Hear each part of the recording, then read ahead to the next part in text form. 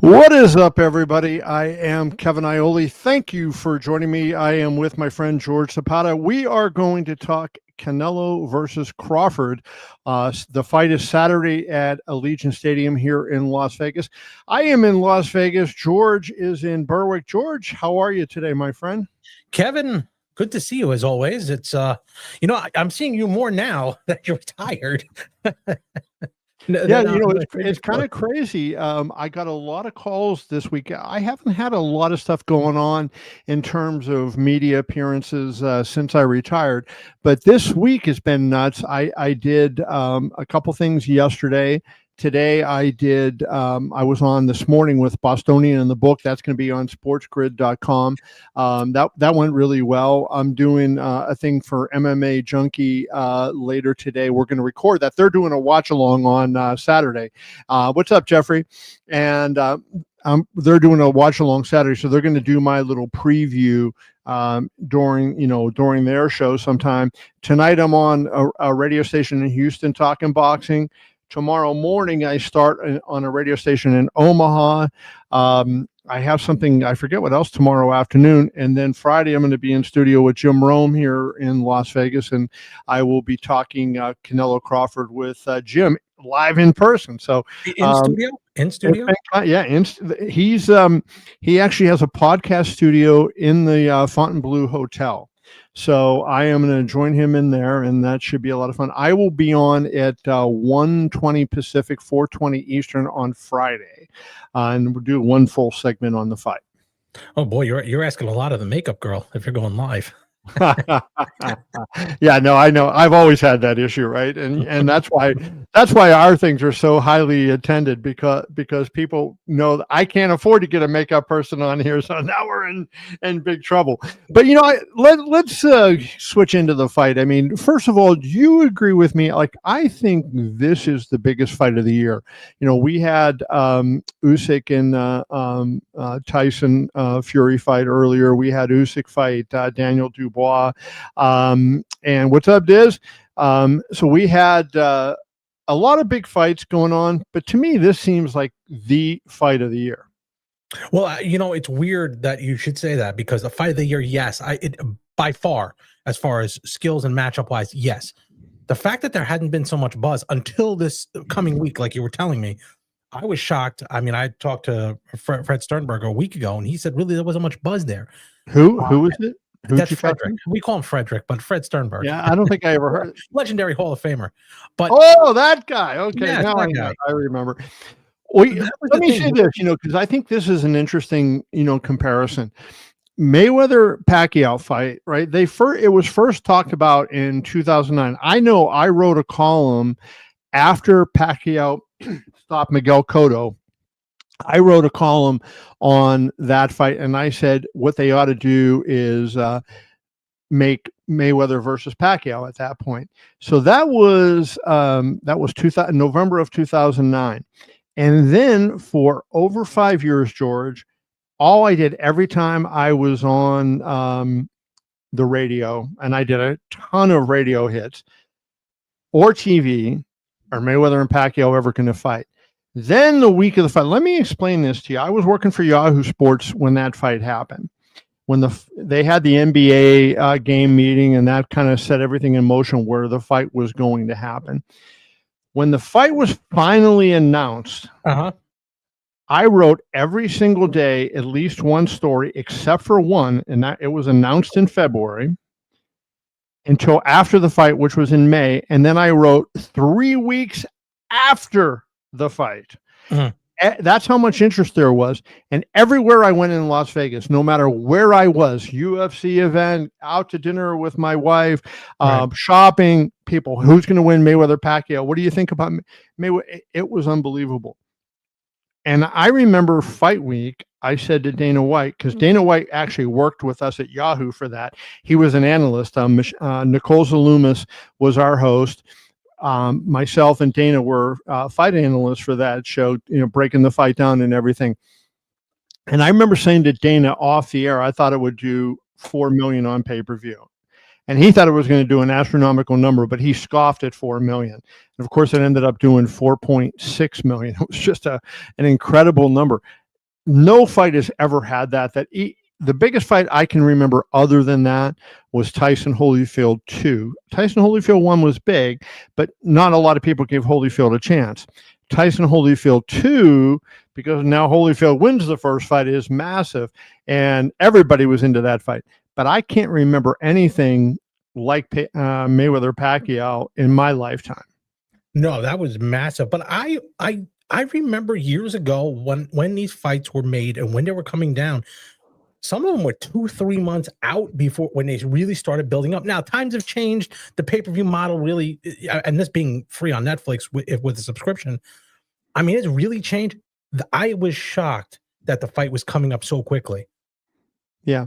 Well, here's a difference, and I think it's something that's going to get used to. Maybe I'm wrong on this, but and I'm not actively working anymore, so I can't confirm anything, but this is kind of what I think. UFC has 46 events a year, plus when you add the Contender Series in, right? A lot of times they that's a 10-week thing, and the Ultimate Fighter, they have multiple shows a week that they do, so they're promoting every single week virtually, right? Right. And so they can't go out ahead and promote one event all the time like boxing would do, right? So if Crawford Canelo was being promoted by, say, Golden Boy or Top Rank or Eddie Hearn, they would be doing for 3 months is promoting Canelo-Crawford, Canelo-Crawford, Canelo-Crawford, and it would be in the media a lot more. UFC puts stuff out, right? Or I should say Zuffa Boxing, not UFC, but we know they're one and the same. But then what ends up happening, I think, is the fact that they are promoting their other shows, and now they got to promoting this show. And they've had stuff going on all along. They've had Nina Drama doing stuff with Fernando Vargas Jr., and they've had stuff going on, but now is when they're really kicking it in. And I think that is a big difference, and that's going to be sort of, if they go forward and have a long-term history in boxing, I think that's going to be more what it is. But don't you want to have a good first impression? I think so. Now this is not their debut. It's not the debut of Zuffa Boxing. This is a test run, I guess. January is supposedly when Zuffa Boxing is going to kick off and come in, and they're going to have their regular shows. And I think we'll get a lot more details this week and maybe after the fight about how they plan to run and how things are going to go. But I think this is kind of like a one-off, but sort of a test. And then, after this, we'll see how they go. Yeah, but Turki Al-Sheikh kind of handed them the biggest fight of the year, in my opinion. Too much on Dana's plate. I think they dropped the ball in the promotion a little bit. Just my opinion. I think there was too much going on. Maybe Turki Al-Sheikh should have taken it over with somebody else. Maybe even bring somebody in, underneath. Well, the ring. Here's the thing, right? I have said, I said this when I was interviewed by Chris Mannix on his podcast, and I've repeated this. I've said it to you on different things you and I did. They need more Dana, less Turki, right? I think that was a big problem. Like, Turki was getting more involved and Dana was getting less involved. And, Dana is the one that is the world-class promoter. But if you go back, and you look since this fight was signed, Ring, which is essentially Turki's, using it to promote the event, right? Ring, we think of it as a journalistic site. And I guess in some ways it still is, but it's really the promotional vehicle for Turki Al-Sheikh for his fights. They've had stuff, right? But they're not the kind of promoters that UFC/Zuffa Boxing is. And UFC and Zuffa Boxing is not hasn't been doing it the same way. So now I think, that's why we're starting to see a lot going on. Well, yeah, I mean, as we look in here, some of the comments here, production of the garbage. Yeah, compared to what it used to be, the production is down for whatever reason, whether it's because it costs too much money, which actually isn't true because production is, a dime a dozen nowadays. But Kevin, on that show. Well, let me respond to that comment, because I think that's. Let's start with DAZN first of all. DAZN, can I say the F word? You can say whatever you want. I can say that word. Sure. DAZN fucking sucks. I mean, now they are owned by one of the world's richest people, right? They don't have a money issue, but their production is absolutely freaking horseshit. I mean, it is awful. And, I think Chris Mannix is good. He's controversial because people don't like his scorecards, right? But Chris is a very good broadcaster. But the rest of their crew, not so good. And their angles, they're to me, it's just really, really bad. And a lot of their, I don't know if any fans, if you guys who are watching this live, drop it in the comments if you agree with what I'm about to say. Their shows always look dark to me, right? Like it's not lit correctly enough. I mean, and this is, I think, going to be an issue with this fight card that I think concerns me. They announced the announced crew a week or 10 days ago, and there are a ton of announcers. That is a big problem with the DAZN cards, like way too many voices trying to get in, and they put too much garbage in that doesn't make sense, right? And even when you saw like the Jake Paul fights on Netflix, they have roving reporters, and there's too many voices. Like I think, you have your host up in this up in the box. You have the play-by-play person, maybe one or two, for sure one analyst, maybe a second analyst, and then you have one reporter, and that's it. And we don't need these celebrity interviews that DAZN does and that Netflix was doing under the Jake Paul production. Dana is really good at production. That is one thing. I mean, you look at the UFC's fights and the way they're produced, way better. You know what he produces really well? Power Slap. Power Slap is produced really well. Whether you like the sport or not is a totally different thing, but it's way better production than when you get out of DAZN. And right now, DAZN is the only other alternative. ESPN's out of boxing, right? So there's nothing really consistent, especially for the high-level fights, where we're going to have a chance to get the casual fans, right? When a fight like Saturday was on ESPN Deportes, Oscar Valdez, us hardcore people, we'll tune in and watch that in Spanish or, and see that, or on some, Pro Box TV or whatever. We'll tune in and watch those fights, but the casual fans not. And that to me is a big problem. But they also, as Tech Dumb Dad has said here, they're leaning on the social media aspect to get it done. They're not putting the work in. He's right. They're easy. Just the production companies, not Dana White. I will say but he doesn't allow the garbage. He doesn't allow the guest guy who's in the front row get an interview. That's not going to happen. It's very controlled. And when you have all these people, that was one of the worst things I've seen on when Turkey Al-Sheikh has it. You have everybody and their mother talking about the fight. And just get to the fight. I know he likes production or promoting an event, but it turns me off. Like, I mean, these hour and a half before another fight goes on, the flow sucks. No, it's terrible. But that's DAZN is doing those shows now. Turkey owns a percentage of DAZN, and those are DAZN shows mostly. And I think that is, even Riyadh season. What's that? Riyadh season. Yeah, those are mostly DAZN shows. Oh, they're horrible. They're the worst. Yeah, DAZN is awful. And, I think if they could keep Chris, like, I was disappointed not to see Chris Mannix isn't on this show, right? I mean, Chris Mannix, in my mind right now, is the absolute best boxing broadcaster. He's not a play-by-play guy, but he is the best. Forget Max Kellerman or whoever, Coppinger, whoever else you want to say. Chris Mannix is the best. And he should be on the broadcast. Now, I think bringing Kellerman in makes it better, right? That's good. But look at what we have now, and I don't even have the list in front of me, but you got Anik is doing play-by-play. Anik is great on MMA. We'll see how he does on boxing. John is really a talented guy, so I think he'll do good. Andre Ward, I like him, but he is 100% biased in favor of Crawford. 100%. And so you're not going to get a straight view, from, Crawford could get knocked down and Andre Ward's going to talk about he won the round because he did something else, right? So, and we're going to get to talk about the fight in a little bit here and give our predictions. So, but Andre Ward, he's good, but, with Crawford being in the fight, he's there. Mark Kriegel was on. Kriegel, one of the best writers in boxing, just phenomenal.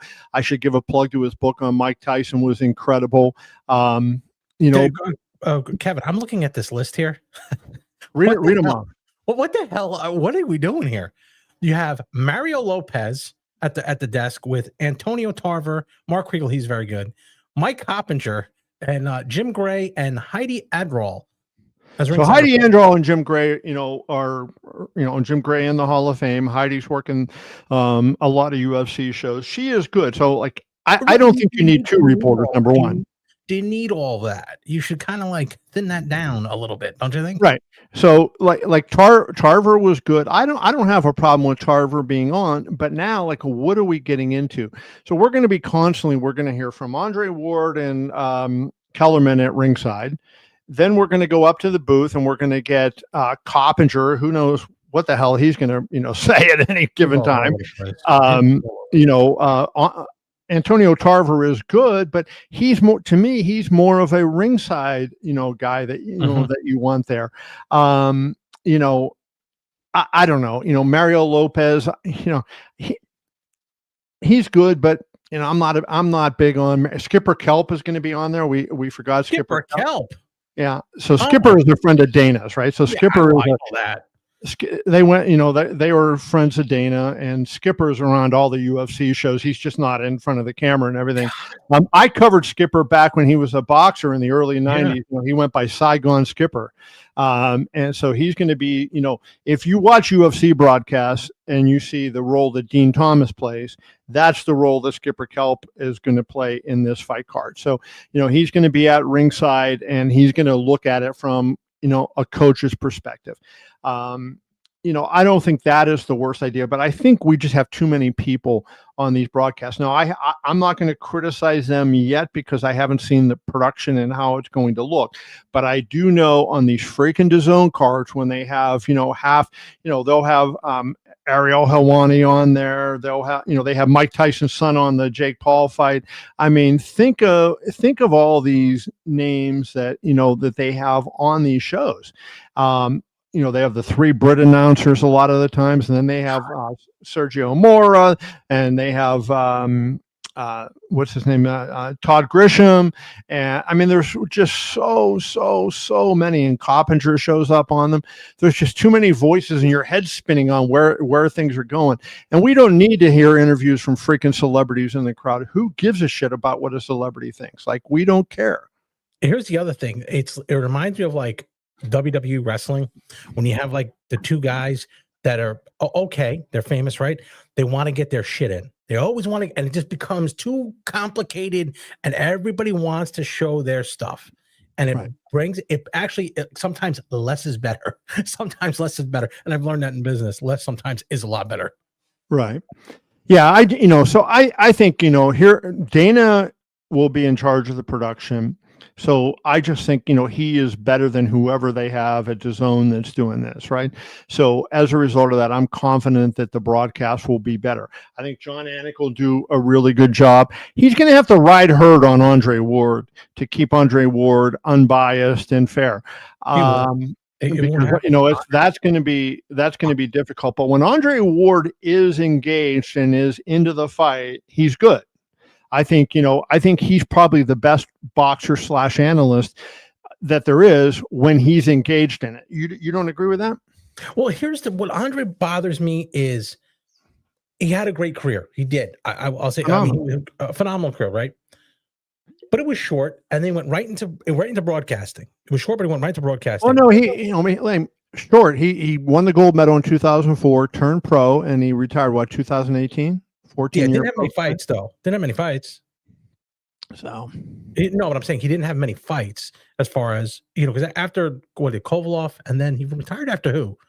Did he retire after Kovalov? Let's look him at. I think Kovalev was his last fight. Yeah, but let me just look him up while you. Oh, my point being is they've put a lot of eggs in the basket of Andre Ward, and he boy, when it's almost like, I hate to say, because he may be a friend of yours, but Tim Bradley, when he gets on a kick with somebody, he gets on that guy's bandwagon. Tim Bradley is a Crawford guy too. Like Crawford's one of his best friends. So Andre Ward was 32-0, right? I mean, so he had 32 fights. 32 fights is a lot. And he fought over an 18-year period. So, and he had he was out for a gap, though. He was out for a big gap there. Yeah, that's what I was just gonna say. Now, Tim Bradley, I think, is good, but he's not on this broadcast, so no reason to get into him. But that's who he reminds me of. Andre Ward sometimes could get into that position of biases. Yeah, no, I think 100% that, and I brought that up earlier. Like, that's the first thing that I said when I mentioned his name. But if we can get Andre engaged and get him giving us what he sees, he has a brilliant mind. Like, his mind is like Floyd Mayweather's for boxing, and he sees things that like not a lot of other people see. I would have loved to have seen Chris Algieri on this show. I think Chris Algieri is really a sharp guy. And, he's not a retread, right? Like, I don't mean this any disrespect to Antonio Tarver, because I have written when I worked at Yahoo that I thought he was a good broadcaster. But, like, let's take it to a new level. Let's change the faces. Let's change the voices, and don't always have the same, like, that's what I was really disappointed on Netflix's production when they did Tyson, right? It was the same, right? That Netflix didn't. It was looked just like a fight that could have been on DAZN, and that's what what to me was a problem. And let me ask you this though, but don't you think you need a broadcast team for that is consistent? Yes, I think that, and I think so. Look, if Turkey Al-Sheikh is in this, he loves Coppinger for some reason, so we're going to get Coppinger on all these shows. And evidently Max now. And so Max, I think, is going to be in. Now, who's going to be the play-by-play guy? It cannot be John Anik. When they go forward long time, it's not going to be John Anik, because John is going to be doing UFC. And I know John loves boxing and he knows boxing, and I think Anik is a talented professional. So I think he'll do a good job calling the fight. But who is going to be their full-time play-by-play boxing announcer? They have to find somebody. And I don't think one of the problems is, that there's not a lot of good play-by-play guys out there. That's why there was so much excitement when Lampley came back, right? When Lampley came back, like, it's been a long time. What was it, 2018 since HBO's last show? So he came back, earlier this year after being off for basically 7 years. And I think he's still good. But, Jim was like a guy that, had a 99 mile an hour fastballs, now throwing 94 and trying to fool you instead of blow the fastball by you, right? Jim, still a good broadcaster, still a good boxing mind, but not the guy that he was at his peak at HBO. So, I don't think look, I'm an old guy. Like, you see the gray hair on the side of my head. You got to get younger people, and Jim's in his mid 70s, right?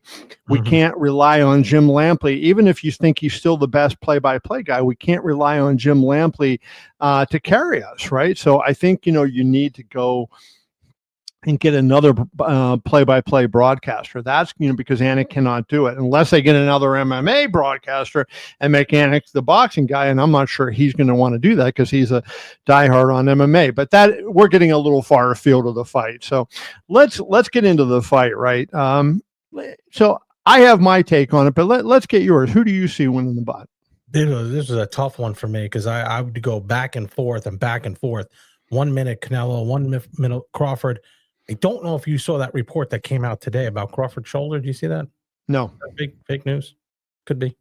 Somebody reported that there's a lingering shoulder injury. Crawford? On Crawford. Maybe you should check it. I don't know. Maybe that's true or not. I don't know. But let me. I'm retired. I'm not a reporter. Well, you could find out from your buddies. You could find out. So anyway, here's my take. Every single time I've picked against Canelo, he's won. Every time I've picked against Crawford, he has won. Obviously, I picked him against Spence. The issue to me is going to be, does Canelo ever get old overnight, one night? Just ever get old? A bunch of wars. He's got a granite chin, but can he get caught? Crawford, on the other hand, hasn't been in the wars that Canelo's been in. A little longer. They're both, roughly the same age, right? The 35 and 34. Is that it? Right around there.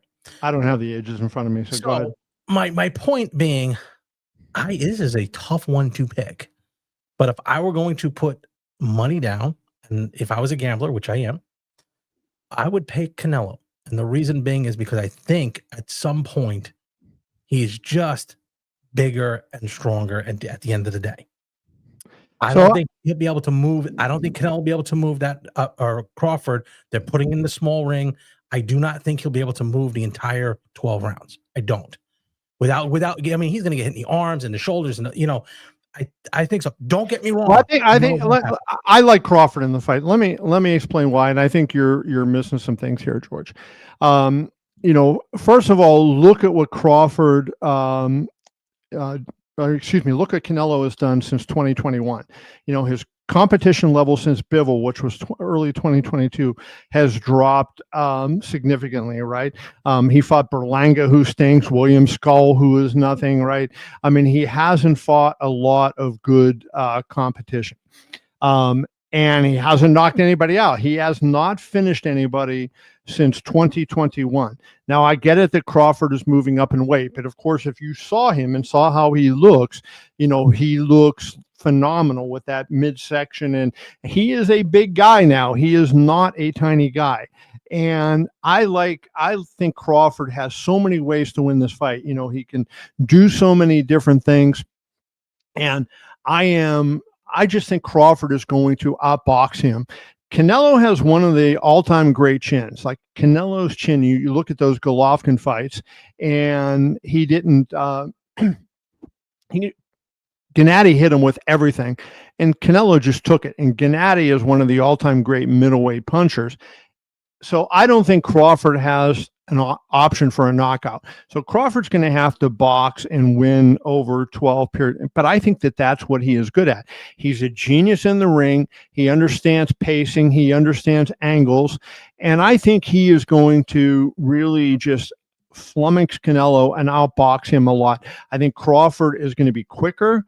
I think Crawford is going to be able to change up when he needs to. The biggest thing that I think in this fight is Crawford has to be careful about not getting caught when he switches. Right. So when he switches from right to left, that is where there's an issue at. Canelo could, time that and boom, catch him. As long as he is careful with that and doesn't let himself get caught, I think he wins a 116, 112 type decision. Here's fun. We're going to go off script. This guy may be the biggest dummy in the comments here. This guy obviously gets it. Shut up, you asshole. Like, what are you talking about? You're just the biggest dummy I've ever seen on comments. Just a total asshole. So I'm going to go off script here. He's this guy who's probably never gotten a ring before. Never, which I have, by the way, asshole. Anyway, the guy's just a dummy. We're giving you our picks. If you don't like it, don't fucking listen, you asshole. I mean, what do you really think, George? No, I mean, no, I'm saying like they come on. Oh, you're going to get hits boxing. No shit. Yeah, I do know. I've been in the ring before, you dummy.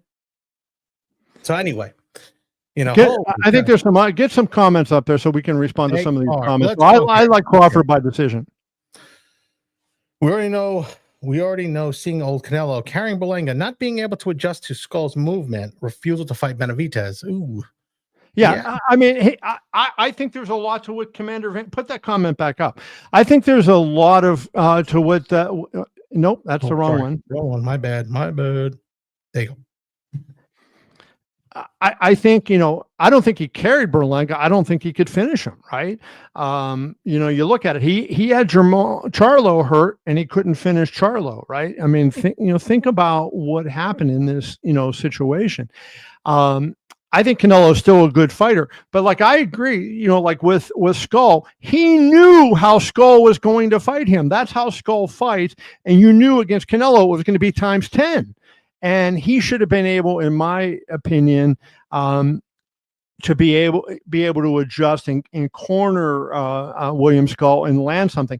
But he hardly, Skull fought a shitty fight, and Canelo ripped him, and Skull deserved to be ripped. But guess what? So did Canelo. Canelo fought an unbelievably poor fight.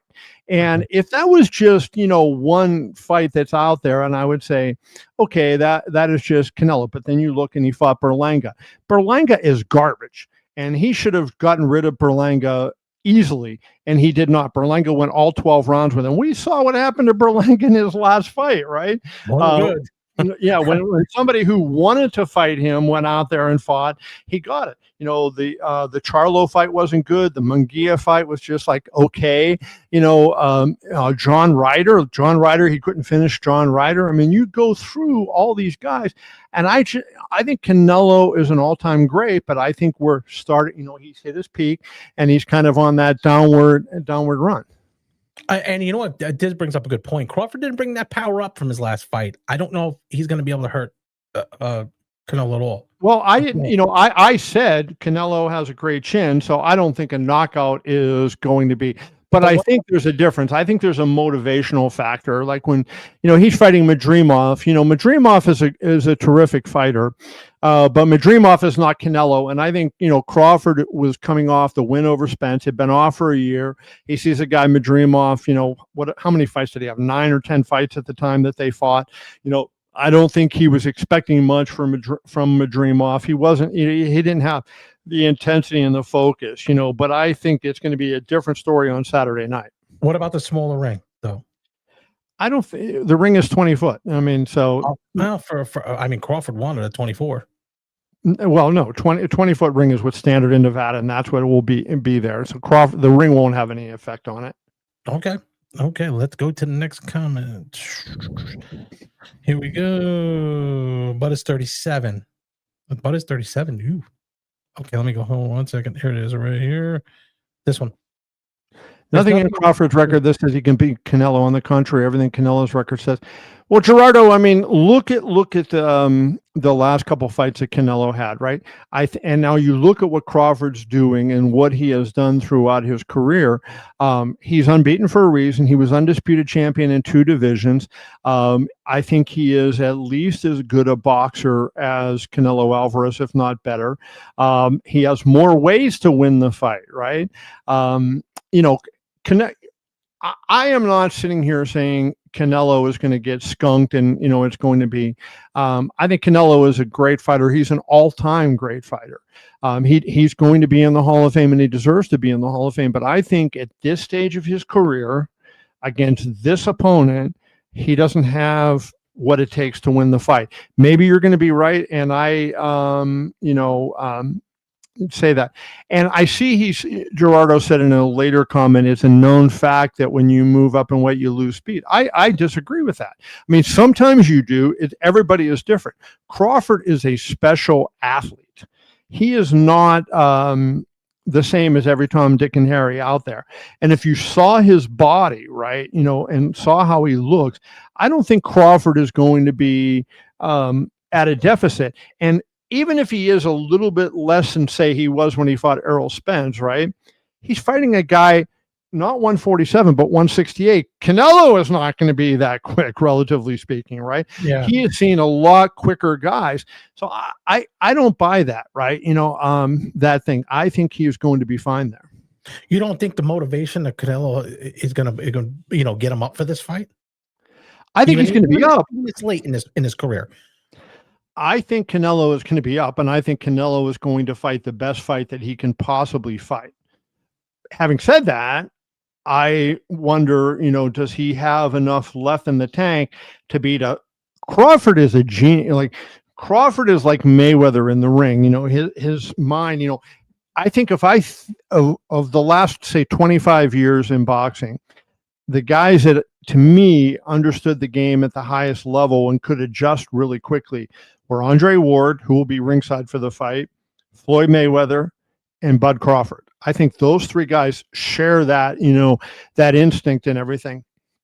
And so as a result, I think, Canelo's going to be up. I think he's going to fight a good fight, but I think Crawford is just next level there. Okay. Can Crawford do the Floyd Mayweather game plan to beat Canelo, or is Canelo far Canelo too far evolved from the fight for it to be of any use? George, I think, Canelo doesn't deserve it's 13 years ago that he fought Floyd Mayweather, right? Or 12 years ago, whatever it was. And he is a different fighter now than he was then. And I think it's unfair to bring him up. Now, is Crawford going to fight like Mayweather fought? No, they're different style of fighters, right? And I think the way that Mayweather fought, Mayweather was looking to counter. He was looking to make him miss. He was looking to make him expend energy.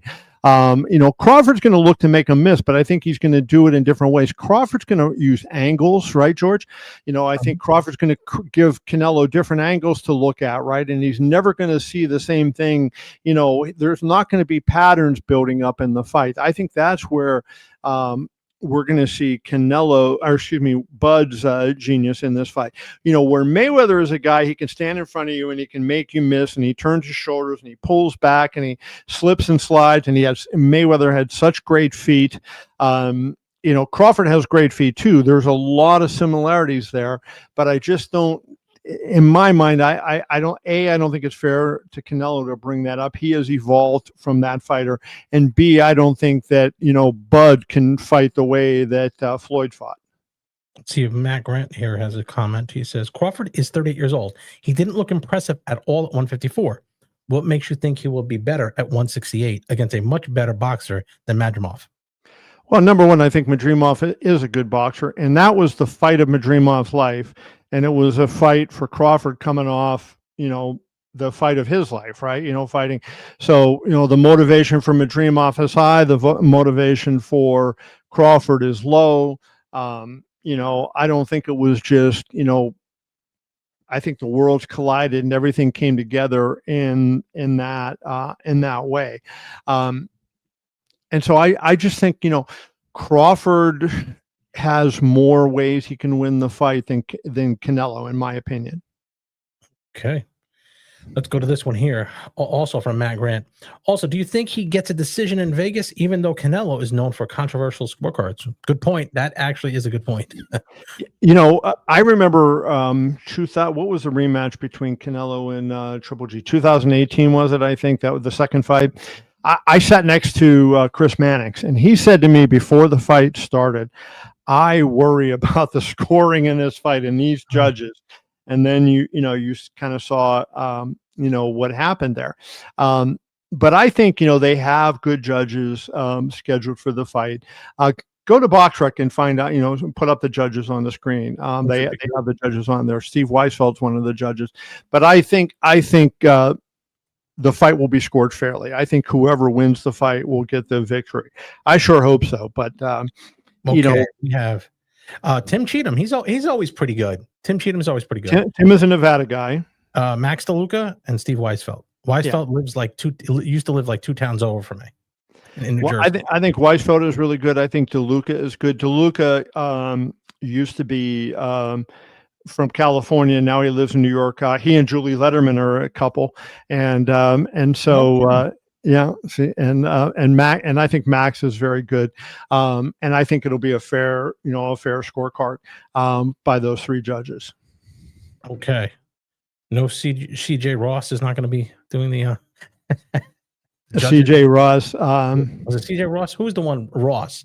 I know her last name was Ross. Who did Mayweather and CJ Ross?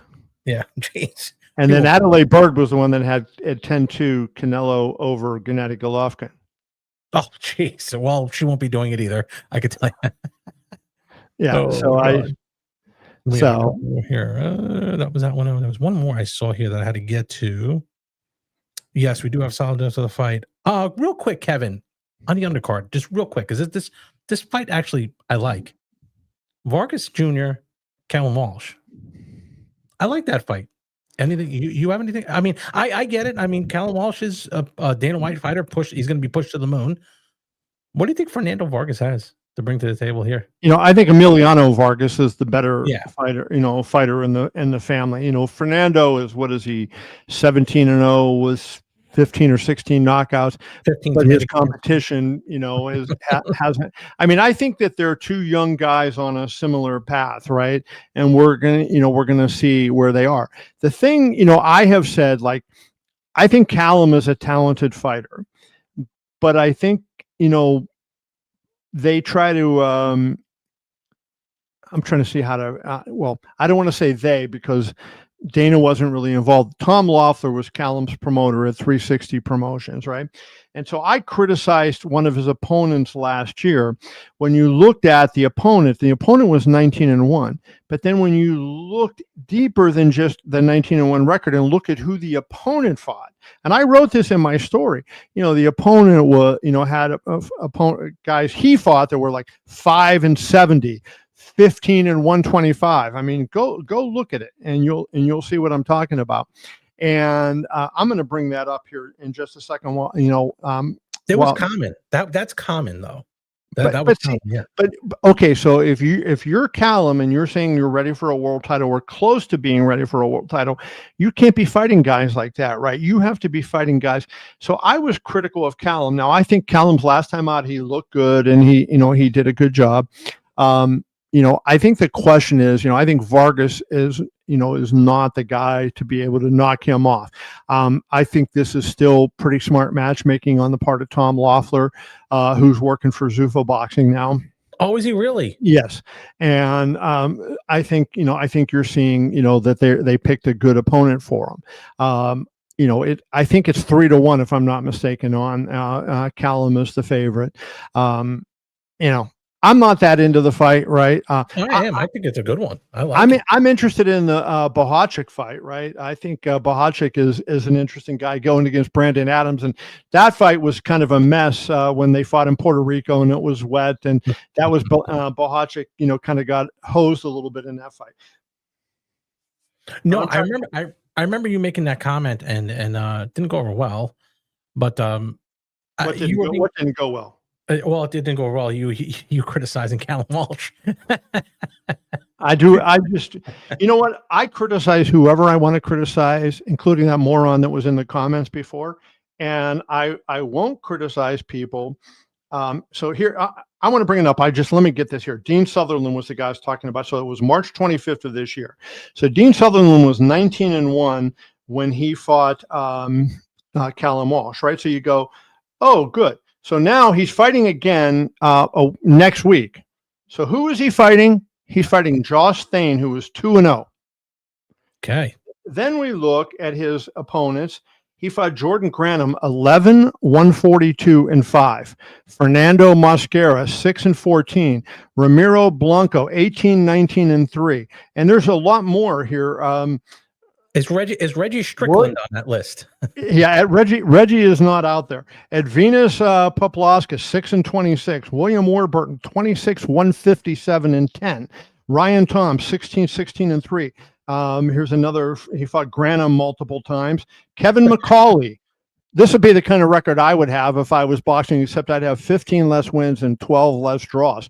15, 175 and 12. He fought Arvidas Trisno 27, 79 and 3. So when I criticized that opponent, like everybody's saying, oh, what are you criticizing the opponent for? The guy was 19-1. Look who he fought. That's what I was criticizing, right? And then I saw seconds into the fight, the minute that fight started, I saw the way Sutherland reacted. I said, this guy's a bum. Like, he's no good. And now they have the fact that they have him fighting a 2-0 guy. Yeah. That tells you what his management team thinks about him. Well, we used to do it all the time. We had one guy that we fought Reggie Strickland twice. We fought him twice. And Reggie Strickland is legendary for having I think he's like 200 and something. We had a guy over 200 fights. I'm going to pull him up here while we're talking. Go ahead with your story. And then the other guy, if you look up, was Lawrence Brisby.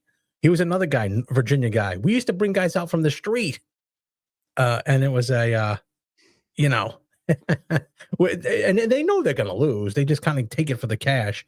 We had a Ron Kroll. He was another guy up in He lived on the reservation over in Michigan. He was another guy. So it's done. But so Reggie, here's Reggie's record, and I have a great story about Reggie.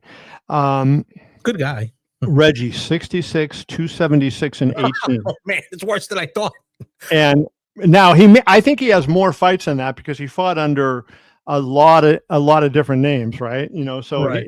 he wasn't just Reggie Strickland. He would fight in Indiana this night as somebody, and then the next night he'd fight in Oklahoma as somebody else, and yeah, he did it all the time.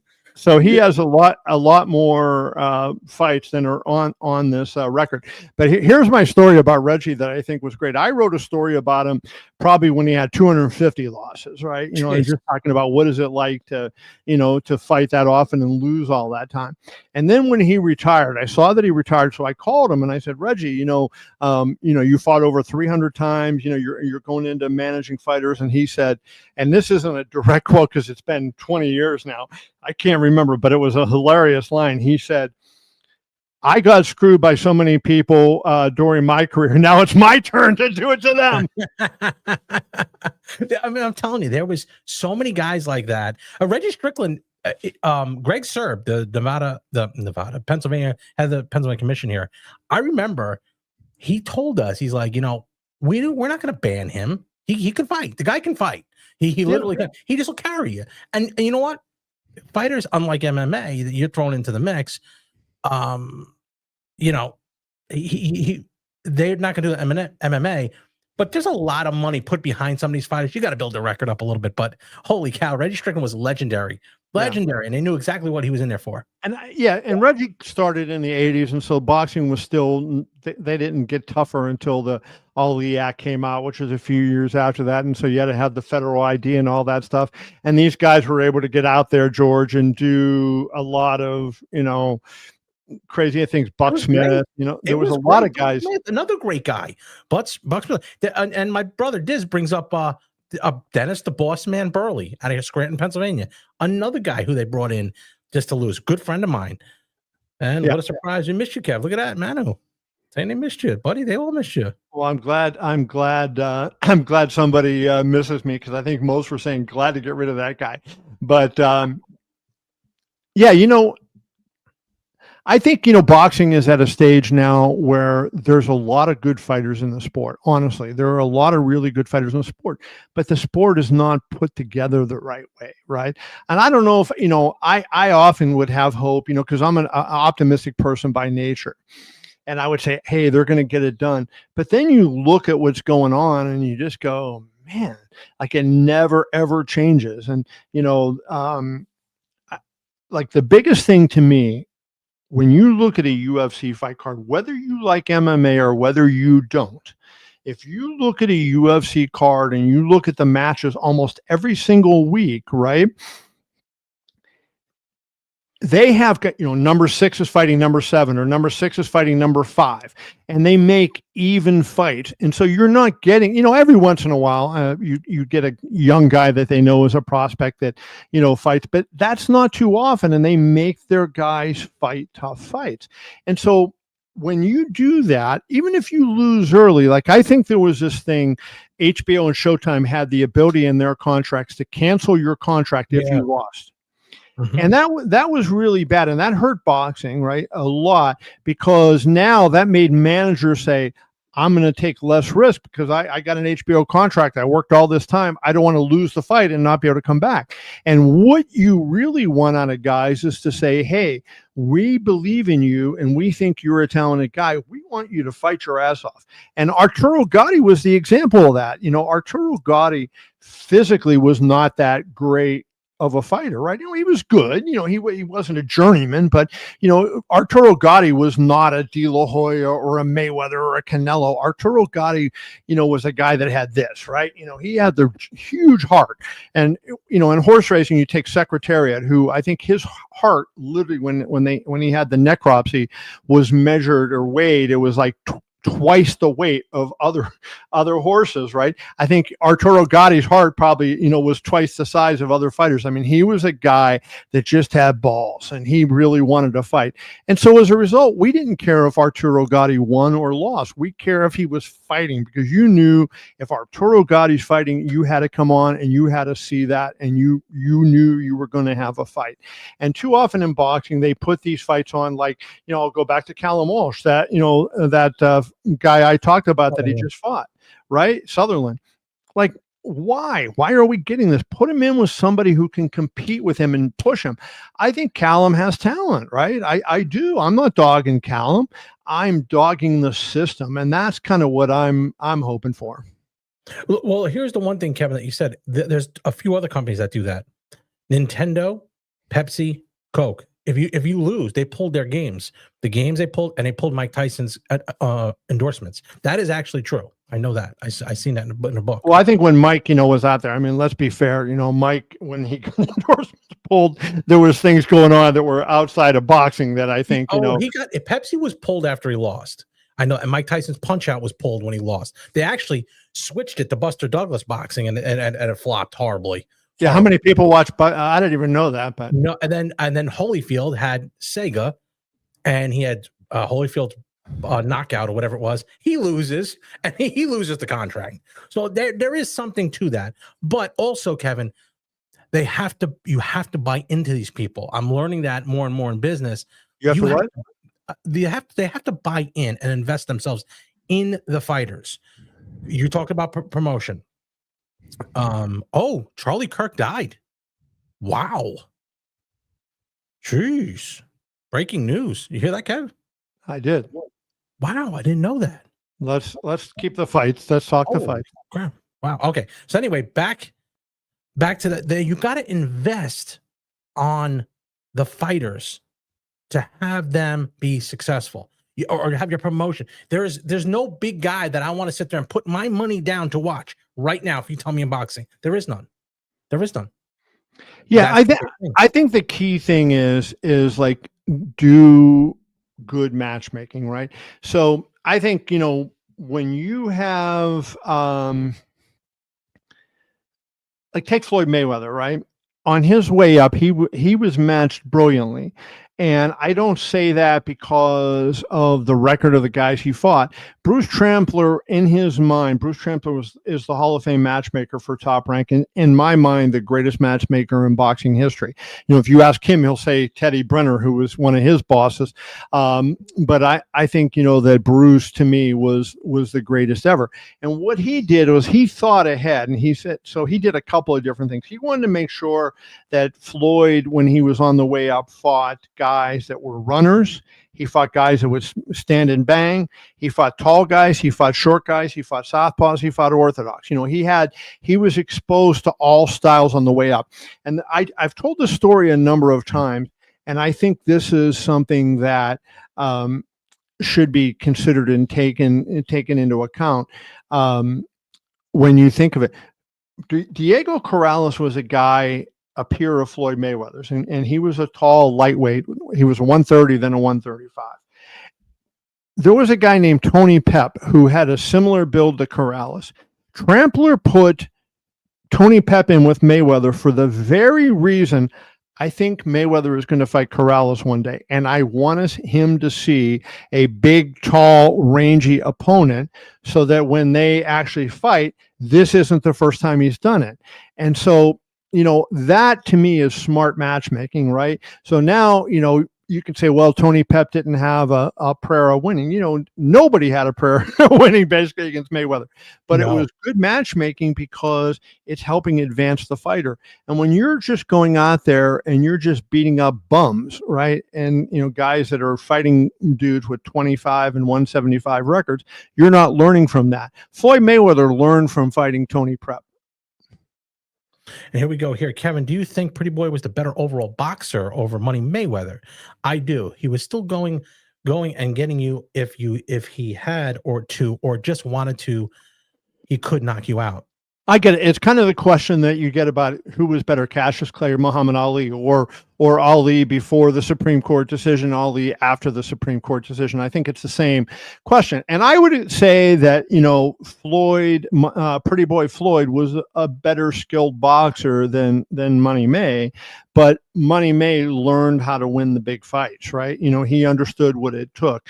Floyd, Pretty Boy, could punch. He wasn't a knockout guy, but he hurt you. You did not want to stand in the, you didn't see a lot of guys standing in the pocket against him and saying, hit me on the chin, right? Because he could crack. Right. Now he had hands that, his hands were delicate, and, he injured his hands a lot and all that. So if I had to pick though, and I had to say, I had to put a fighter in the ring to win one fight for me, would it be Pretty Boy Floyd or would it be Money May? I would say Pretty Boy Floyd. Oh, would you really? Yes. Wow.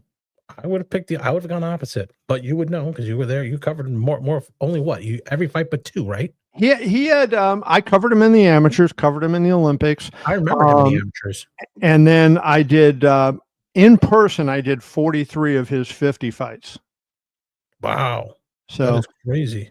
And I'll say this, let me add this in, because I want to just respond. I see a number of people were mentioning Charlie Kirk, and you mentioned it. I said talk about the fights because we don't know, we don't have facts about what's going on, and I don't think it's really, I am sorry that anybody, we're in a despicable period of time where, because you have a political difference with somebody, and I'm assuming that's what this was about, that you take these kind of actions, but we don't have the facts to discuss that. So I think, that's better left for some other place, and, we can continue talking about boxing, and I'll say RIP and God bless him and God bless his family. And I am so sorry that, that we're in this kind of world today. But, when I was starting to say something about Mayweather, and now I forgot where I was going. We were saying that when he was Pretty Boy, he could take you out of there, but when he's not, people will say, I know what I was going to say. De La Hoya fought Pernell Whitaker. That was April 1st of 97. So Floyd is a little over a year, maybe not even quite a year as a pro. And I was assigned on that card. I wrote the main event too, but I was assigned to do a story on Floyd. He was fighting on the undercard. I forget what that made his record. While I'm talking, if you can look up on April 1st, 97, he fought on that Whitaker De La Hoya undercard. And what was his opponent's, what was Floyd's record at that point? At any event, I go in the back in the locker room to talk to Floyd after the fight is over. And, he's all fired up about his performance. And I said, who do you want next? And he looks at me like dead serious. He goes, the winner. And I go, the winner of what? And he goes, the winner of the main event. And Floyd was a 130. And he wanted to fight the winner of Whitaker and De La Hoya, which was 147. And that fight was called pound for pound. And they were fighting for not only the championship, the welterweight championship, but fighting for recognition as number one pound for pound, at least according to somebody. I know at that point, I thought Roy Jones was pound for pound best in the world, but that's how that fight was marketed. On that show, Floyd Mayweather got a first-round knockout against Bobby Giepert. Floyd Mayweather at that time didn't give his record here. It didn't say his record was, but it did have him. He fought. I could just go to Boxing Rec. Yeah, just go to and see what his. I think it was like his fifth or sixth fight, because Floyd turned pro in '96. He fought in October, was his pro debut, and Dana White. This is another interesting thing. Dana White was the sponsor of Floyd Mayweather on his first fight. So Dana had some clothing company at the time, and Floyd wore Dana's clothing into the ring. And so, yeah, Dana White but that was at, I believe that fight was at Boulder Station in Las Vegas in October of '96. That was his pro debut. And then he fought a number of times. And then the fight I'm talking about is April of '97 on the Mayweather. I'm sorry? He was 5-0. So he was 5-0, and he's saying, I want, and he wasn't kidding, right? He was ready to fight Pernell Pernell Whitaker or Oscar De La Hoya. That was pretty amazing stuff, right? The craziest thing is Dana was in the clothing business. I forget it was some dog. The brand was named after some dog, and something box and George, do this. Google Sure. Floyd Mayweather Dana White pro debut and see what the sponsorship is, and you'll see that and that's out there. But yeah, Dana sponsored Floyd in his first pro fight. Bowling something. It's like bully boxing or bowling something with a B. Oh boy, Bullenbeiser boxing gear. What Bullenbeiser? There you go. What does that mean? Okay. So that was a dog of some kind, right? And Dana had Bullenbeiser boxing. He sponsored Floyd in that debut. Oh, Lord. Floyd it was like crazy, right? All my worlds started coming together later, right? Because I knew, like at that time, I knew Dana from around Vegas. Like, he wasn't involved in MMA yet, I mean, I think he was probably like he was managing some fighters, but I saw him around the gym. I used to go to the Golden Gloves gym a lot, and that's where Dana and Mike Tyson got to be friends. And I would see Dana in there. Dana was doing a lot of different things. Like at one point, Dana was going to be a referee. Another point, he was going to be a trainer. Another point, he was going to manage fighters. He had a lot. Like Dana always loved boxing. Not for nothing, but he could fight a little bit. Dana could fight. Yep. But part of the reason that I've always taken seriously when I was covering that Dana was going to fight, not fight, Dana was going to get into boxing, was because I knew how much he loved the sport, right? And that was one of those things that that he just loved it so much, and then he couldn't make headway into it, and he finally ended up going into MMA, and of course had phenomenal success.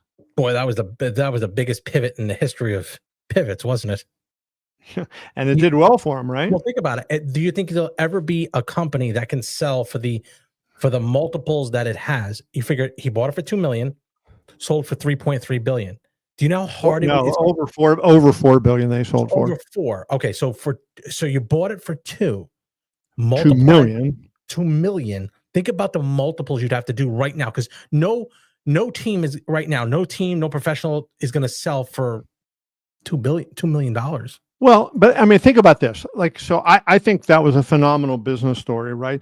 So in 2001, you pay $2 million for it. In 2016, you sell it for over $4 million. I think it was if I remember the exact figure, it was 4.025 billion. I think that was the number.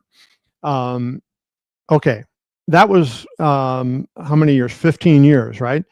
Pittsburgh Penguins were sold to Fenway Sports Group in 2021 for $900 million, and now it looks like Fenway Sports Group is going to sell them for $1.5 billion.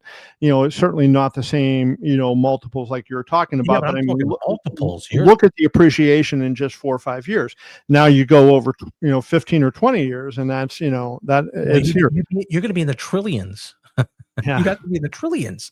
Think about that. There's no company that's going to sell for that. No way. Not now. Not maybe 100 years from now or something, or 50 years from now. Maybe. Like I just think, and one of the things I've said this on interviews. One of the things that concerns me when Dana first announced the formation of his boxing promotional company, I wrote 2 columns on KevinIole.com, really praising it and saying I thought it was a great thing. But like what I've seen since was, Dana giving a lot of stuff over to Turkey. And I said, what they need to be successful is more Dana, less Turkey. And, I think Dana is the person who understands how to promote and how to build things. And Turkey does not. Now, Turkey is a guy, he loves boxing. And I think Turkey has a place to play in this. But I think the front man and the guy making the decisions on how to promote and how to position and all that kind of stuff has got to be Dana, not Turkey. The fact that Turkey is retaining such a visible role concerns me a little bit. Is Dana going to be at Dana will be at the show, but who's going to be the front guy? But is Dana going to be the front guy? Dana's going to be the guy talking. Yes, no doubt about it. I mean, Dana's going to be the guy. Turkey's going to be Now, the one thing that I say that we don't know yet is, I mentioned this is not part of the Zuffa Boxing regular deal that they're going to do with Riyadh season, right? That's going to start. Dana had said last time I talked to him about it, he said that was going to be in January. That may have changed a little bit, right? But let's assume for the sake of argument now it's January. So this is kind of a kickoff, sort of like Canelo did that one extra fight on DAZN when he signed the huge deal with DAZN back in 2018 or 2019 when he moved up and fought that one fight, Rocky Fielding. This for the Zuffa Boxing is kind of that same type of thing. So we'll see how it changes once, now it's actual Zuffa Boxing, fights going on. But I just, I hope that what they do is they show other promoters that it will work if you go out there and you give good fights and you do all these, you treat the sport the right way and you give the fans something for their money. I think they will. Here we're approaching an hour here, Kev. A little bit over. We have one more here on here. It says, love how you guys are putting over combat sports and not burying it. 100%. We appreciate that, Rich. And you know what? Like, I want to say this because, I was highly critical of a lot of things that went on in boxing because, you know why?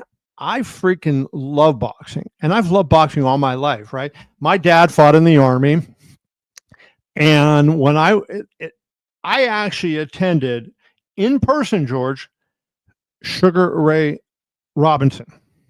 How many people alive today can say they saw Sugar Ray Robinson fight in person? I was like 5 or 6 years old at the time. But my father, Sugar Ray Robinson fought what turned out to be his final fight of his pro career. I was there at that fight with my father, and I saw a Sugar Ray Robinson fight. I became an Ali fan watching on TV as a kid. And you can't see this, but I have Ali there. I have Ali here. Ali Frazier here. I have an Ali Frazier Neiman painting right there. I get a whole bunch of and hang on, let me get something here. Talk a second. Go ahead. All right. Well, guys, let me see here. We got another one. Will Turkey make Crawford actually stand there and fight for the good of the sport? I don't think he's going to do that. I think he is a Crawford guy, and I think he's going to let him do what he wants. Oh, there it goes. There goes Kevin. Kevin trying to get stuff together. Look, there we go. That wasn't good. No, what the hell are you doing? Oh, what do you got there? You saw your Ali ring given to you by Muhammad Ali.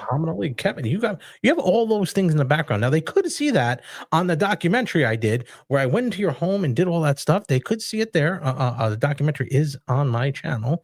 But yeah, let's talk about that documentary because I want to tell a funny story. I don't think I said this to you, right?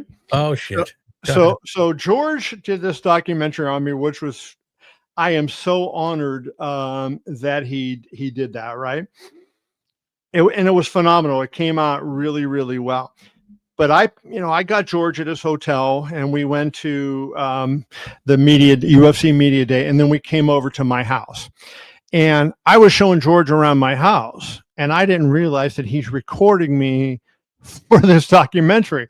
And I'm like, well, this is my Willie Stargell Pittsburgh Pirates wall. And I'm talking all this goofy stuff and showing him, I showed him my cufflinks that I got from President Obama and, and all these different things that I have, I have in my library in the other room down there. I have a bunch of pictures of me and fighters on the wall and everything.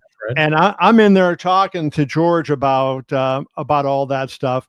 And I'm thinking this is just he and I shooting the crap. And then all of a sudden it's in the documentary. And I would have certainly been talking a lot differently about that. Well, it made the documentary. Are we talking George Djokovic now? No, that was me. I did it. No, George, a good friend of mine. Yeah, he did. This George. You George, yeah, me. I did the documentary. Me and Tech Dumb Dad. Give him your YouTube channel page so that if people are logged in on my page. Yeah, Tech Dumb Dad has been on there. We met up on George Djokovic's podcasts a bunch of times there. He's done we've had good conversations. There's a Potter brand with Georgie Bagels. Switched over to Georgie Bagels. There's a couple questions on there from Jose. Put those questions up and let's talk about those. Okay, will Turkey make this one? I did when you were out there fumbling around. Will Turkey make Crawford actually stand there and fight as similar to what he did to Shakur, and fight for the good of his company?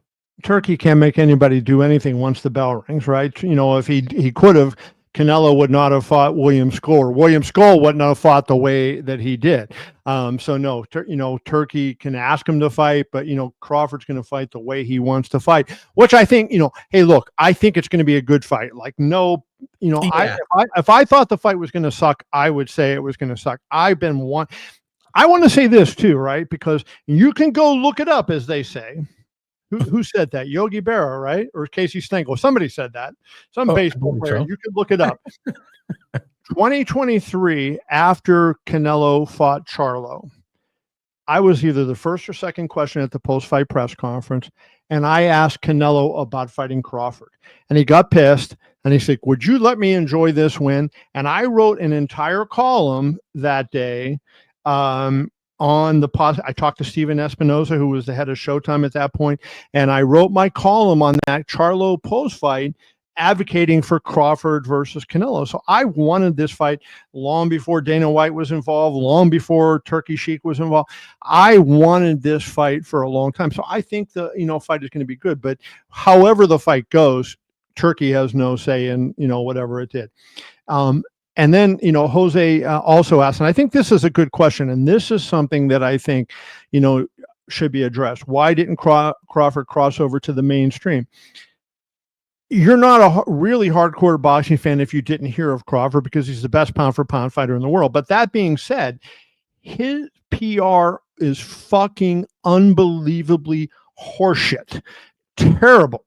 And they did a poor job, and his PR person, who I will not name, acted like her responsibility was to keep him away from the media instead of allowing the media to talk to him. Because, I did a story on him when I was working for Yahoo. And I talked about him when he went to Africa and he was helping, get clean water for people over there. And he did so many good things for people, charitable things. And I talked to a million of the people around him. I talked to one of his school teachers, and this guy is a really, really good guy. But he has been sheltered, not by him, but by the people around him, and they've kept him away and out of the media spotlight. And I think he also was one of those guys that I think, kind of fell under the radar in terms of how good he was, right? And he didn't have a lot of big name opponents. Like, he fought Ricky Burns. And I remember I was on, I think it was the BBC, if I remember correctly. It could have been Sky Sports, but I'm pretty sure it was BBC. And when he was fighting Ricky Burns, BBC's asking me, do you think Crawford can stand up to Ricky Burns? I'm like, what? He's going to walk right through him. What do you mean, can he stand up to him? People didn't know about Bud because, he didn't have a lot of he fought the guys that were there, but he just happened to be in divisions where there weren't a lot of really, really good opponents, So I think that became a big problem. And you hit that around the head about the PR guy. Well, not guy, but my God, how do you not? The biggest fight of the year.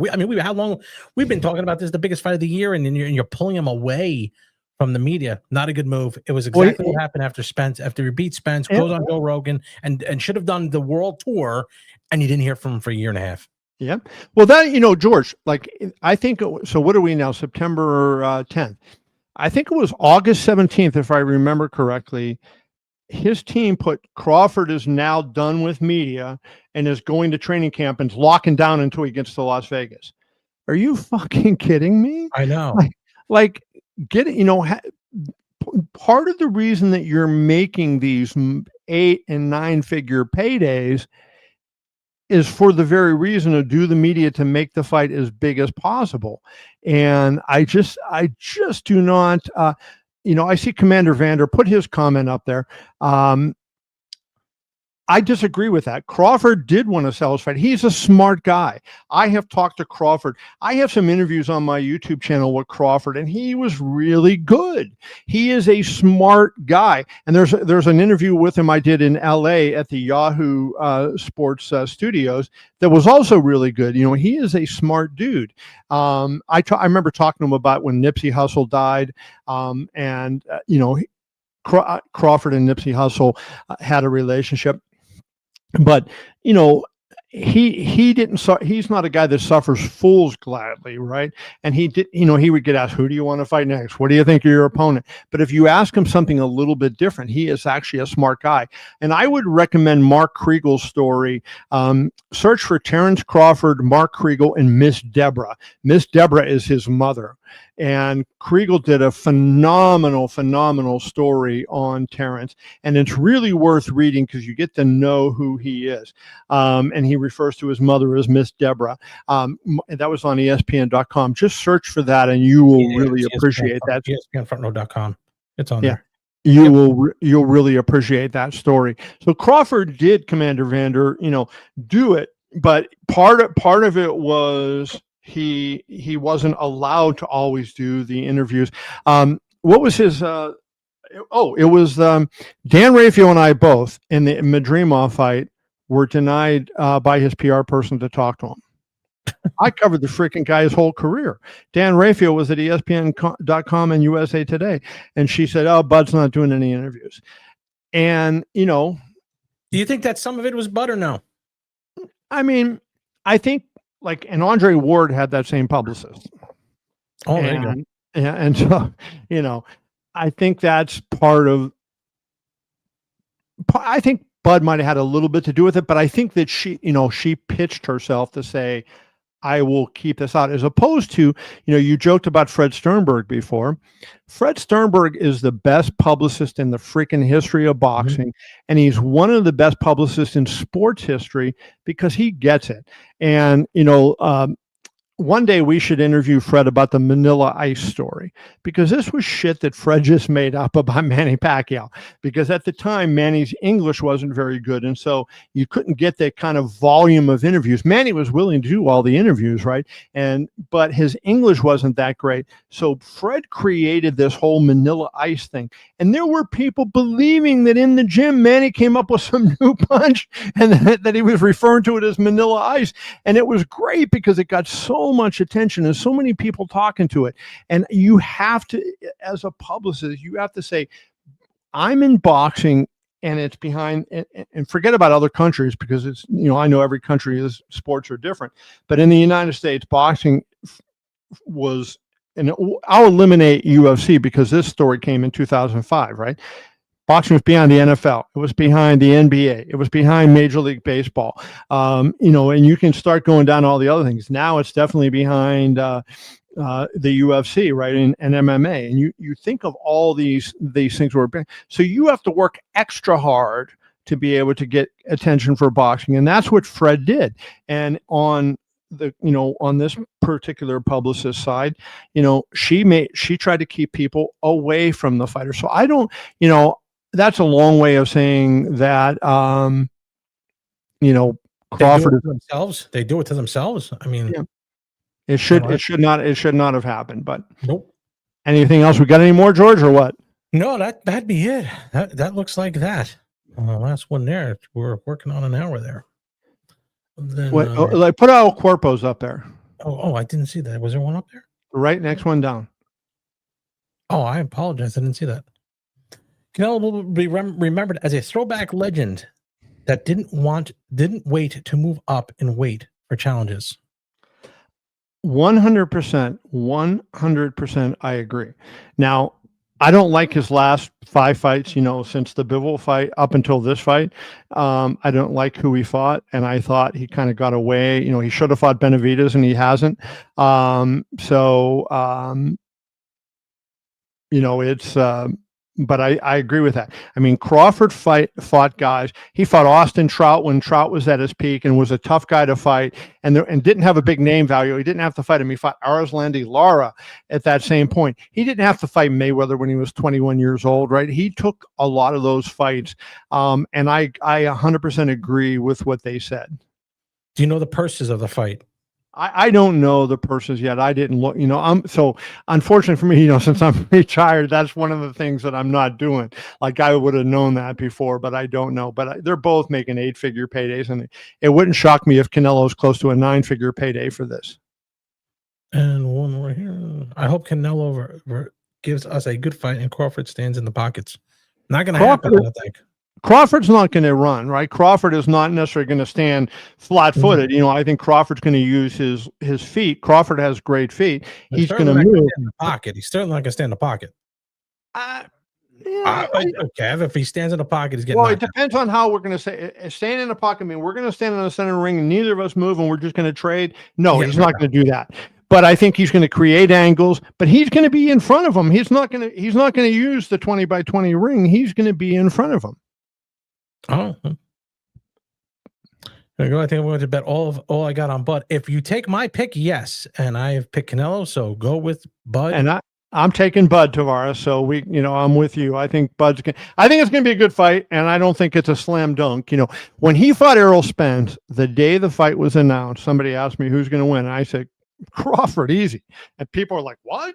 And I'm like, to me, it just was it was the same thing when Winky Wright fought Felix Trinidad. I remember people were like going, and I was actually on the documentary, before the fight that, how they interviewed a bunch of the writers and everything. And I was asked, who do you think's going to win the fight? And I'm like, who's going to win? Winky's going to destroy him. And I love Tito Trinidad. Like, we were close. I love Tito, but it was no doubt to me. Matchup. That was a bad matchup for Trinidad. Yeah. I mean, that Winky Wright was going to always beat him. I have liked Crawford in this fight, but I don't think it's a blowout, right? I think Crawford, Canelo can win the fight. Like Winky Wright versus Trinidad. To me, the only way Trinidad was going to win that fight was, a hope and a prayer. Crawford and Spence, Spence had more than a hope and a prayer, but I thought Crawford very solidly would win that fight. This fight's a tough fight, but I like Bud. We had a couple of you in Mexico from the guys. That's good though. I like it. Hey, give him credit. Like I like it, So what do you think, George? We done or let's give 30 seconds if anybody wants to ask any more. 30 seconds more. Pop out. 30 seconds or a minute. What do you think? Let's give him some time. I got Michelle out here. So if you want more questions, we'll get that. George, did you get my Sugar Ray Leonard autograph? Of course I did. Of course I did. Now let's pull this up. I want you to look not at the picture, but what did the man write? Kevin, you're the best. Sugar Ray Leonard. If I got up and I walked over to that wall and there's a picture of Floyd Mayweather and it's signed, what do you think that says? You're the best, Kevin. Certainly doesn't have me anywhere in there. Yeah, exactly. So I think we are finished here. It doesn't look like we got many. Kevin, we got to do this more. Hopefully, but let's do it. Let's do it live after the fight Sunday, if you can do it Sunday. All right, we'll do it Sunday. When do you think the fight will come off? Will it be an early one or no? The UFC is going to be on before that, so my guess is going to be after 11 Pacific. I mean 11 Eastern. All right. Well, we'll go on the spur of the moment there. We'll see what happens. So plan on us sometime on Sunday. I don't think we'll get my. Hey, you know what? We could if anybody, whoever's left on here right now, give us a thumbs up if we did a live after the fight and we talked about the fight, got your opinions and everything. Would you join up? So if you would join up on Saturday night, George, is that too late for you? Can you do it that late? I can do whatever. Yeah, but you got to work. I know, and you got Coach Diz that's going to keep you busy. We'll see what happens. Maybe I'll see if Jersey Joe will do it. Jersey. All right, Kev, let's wrap this up, buddy. I will call you over the weekend. All right, man. Good to talk to you. Thanks, George. All right, buddy.